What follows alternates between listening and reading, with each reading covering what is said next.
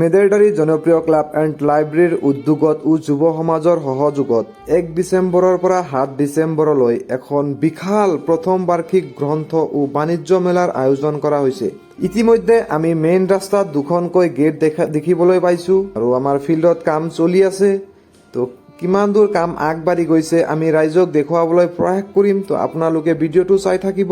ইয়াত আপোনালোকে দেখিবলৈ পাব মেইন ফাংচন প্ৰগ্ৰাম, য'ত নেকি বিভিন্ন ধৰণৰ কবিতা আবৃত্তি, কুইজ প্ৰতিযোগিতা, ডেন্স প্ৰতিযোগিতা আৰু বিভিন্ন ঠাইৰ পৰা অহা গায়কসকলে গান কৰিব, তাৰ বাবে এইটো মঞ্চ বনাই থকা হৈছে। ইয়াত সন্মুখত মঞ্চটো হ'ব, মঞ্চ এতিয়ালৈকে বনোৱা নাই, ইয়াত পেণ্ডেলৰ কাম চলি আছে। তো আপোনালোকে দেখিবলৈ পাইছে যে পেণ্ডেলৰ কামটো চলি আছে, এতিয়ালৈকে শেষ হোৱা নাই। ইয়াত আপোনালোকে দেখিবলৈ পাব গ্ৰন্থ ও বাণিজ্য মেলাৰ মুখ্য কাৰ্যালয়টো। যিসকল গ্ৰন্থৰ দোকান আমাৰ ইয়াত আহিব সিহঁতৰ কাৰণে ইয়াত ষ্টল বনাই থকা হৈছে আৰু সেইটো চাইডতো ষ্টল বনাই দিয়া হ'ব। গ্ৰন্থৰ বাবে দুয়ো চাইডত কিতাপৰ দোকান দিয়া হ'ব। আৰু ইয়াত আপোনালোকে দেখিবলৈ পাইছে লাইটিঙৰ কাৰণে এটা টাৱাৰ বনাই দিছে।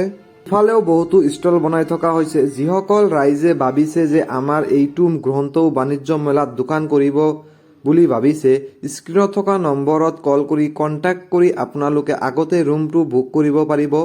তো আপোনালোকে চাই আছে মেলাৰ কাম কাজ চলি আছে, ইতিমধ্যে বহুখিনি কাম আগবাঢ়ি গৈছে।